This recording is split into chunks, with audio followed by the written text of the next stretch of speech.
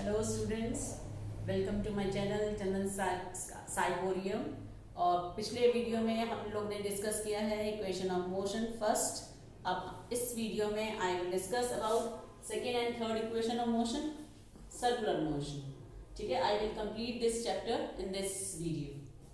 First equation of motion is v is equal to u plus at। मैं फिर से इसकी लैंग्वेज बोल देती हूँ। This is a velocity time graph.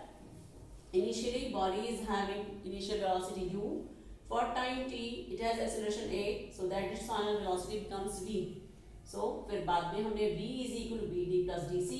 bd की वैल्यू हमने पहले कैलकुलेट की, पुट की इसमें यहाँ, dc is equal to u, वो पुट की, तो we will get the first equation of motion v is equal to u plus at. Second equation of motion is s is equal to ut plus half at square. Suppose in this time the body is traveling the distance s. So now s कैसे निकाल सकते हैं? Velocity time graph से s कैसे निकालते हैं? By the area under the graph. और area under the graph क्या है? एक triangle and एक rectangle. This is equal to area of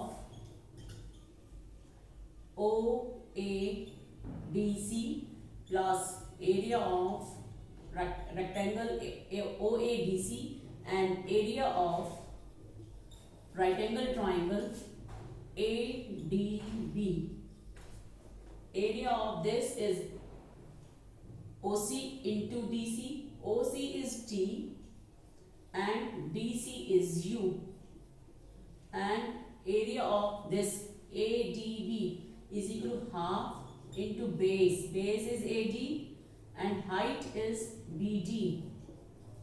So S is equal to UT plus half AD. AD is T and what is BD? ये हम यहाँ calculate कर चुके हैं। BD is AT। अगर सेकेंड इक्वेशन आ रही है तब भी इसको डिराइव करके दिखा दो बच्चों। Now the S is equal to UT plus half AT square। बस ये second equation of motion derive हो गई है। ये जनरली 3 मार्क्स में इक्वेशंस बच्चों एग्जाम में आती हैं डेरिवेशंस के लिए। Now the third equation of motion, पहले वाली लैंग्वेज ग्राफ सब यही यूज करना है। If I will consider this is a trapezium, so S is equal to area of figure, ये ट्रेपेजियम फॉर्म हो रहा है, AOCB। Area of trapezium is equal to some of two parallel sides. This is AO plus BC into distance between them OC, half into sum of two parallel sides into OC. What is OC, AO? इन सब की values हम लोग put करेंगे। half OA, OA is U, BC is V, and what is OC? OC is T. But तुम लोग को third equation में T कहीं यहाँ नजर नहीं आ रहा, so we have to eliminate T. This is equation 1.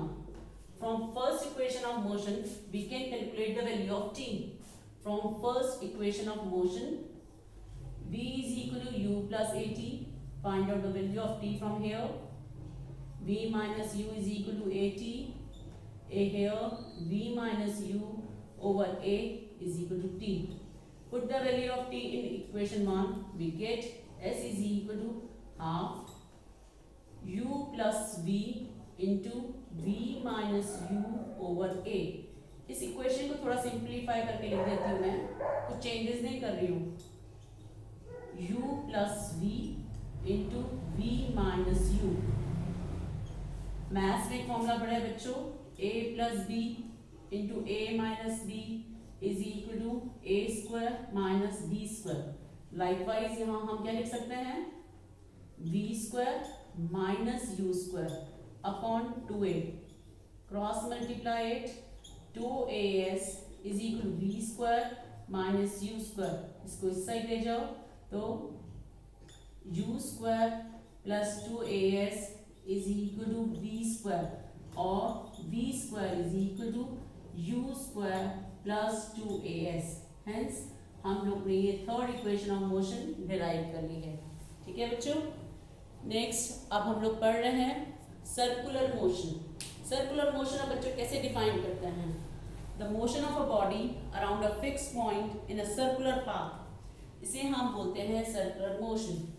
जैसे ये कोई पाथ पॉइंट है, इसके अराउंड कोई एथलीट चारों तरफ ऐसे घूम रहा है सर्कुलर पाथ में, तो ये मोशन हो गई है circular motion. Hour hand, tip hand, second hand of the watch, ये सब सर्कुलर मोशन शो कर रहे हैं। Planets around the sun, they are also showing circular motion. But एक मेन टॉपिक हम लोग को पढ़ना है uniform circular motion. Uniform circular motion क्या होता है? If body is moving in a circular path, then उसकी यूनिफॉर्म सर्कुलर मोशन है। इट मीन्स कि जो स्पीड है, speed remains constant, speed constant है। एक इंपॉर्टेंट क्वेश्चन है कि अगर स्पीड कांस्टेंट है तो क्या इसमें एक्सेलरेशन होगा कि नहीं होगा बॉडी में? Speed is constant, but during uniform circular motion के टाइम हर पॉइंट पर direction of motion is changing continuously. कोई पूछे कितनी बार चेंज होती है? Infinite times direction of motion is changing. Speed is constant, अगर यहाँ u स्पीड है, स्पीड तो u ही है, but as the direction of motion is changing continuously, तो वेलोसिटी इसमें चेंज हो रही है। क्यों चेंज हो रही है? Because direction is changing, direction changing तो वेलोसिटी भी चेंज हो रही है। अगर वेलोसिटी चेंज हो रही है तो फिर एक्सेलरेशन होता है, क्योंकि एक्सेलरेशन का फॉर्मूला था change in velocity upon time. अगर वेलोसिटी में चेंज ही नहीं हो रहा होता तो फिर एक्सेलरेशन नहीं होता है। और इसमें वेलोसिटी चेंज हो रही है। क्यों चेंज हो रही है? Because direction is changing. So uniform circular motion is an example of accelerated motion. Why? Because direction is changing, so velocity is also changing. Is an example of accelerated motion. But if a body is moving in a linear path, having speed same, इसमें speed भी same, direction भी same, velocity भी same, so it is non-accelerated. इसको ध्यान रखना है। Uniform linear motion is non-accelerated, but uniform circular motion is an example of accelerated motion. इसमें कौन से हैं? Second hand, minute hand, hour hand of watch एक पर्टिकुलर टाइम में ही अपना डिस्टेंस पूरा कवर कर रहे हैं। सो बच्चों, ये कंप्लीट हुआ। नेक्स्ट वीडियो में I will discuss about numericals. Bye बच्चों, see you in the next video.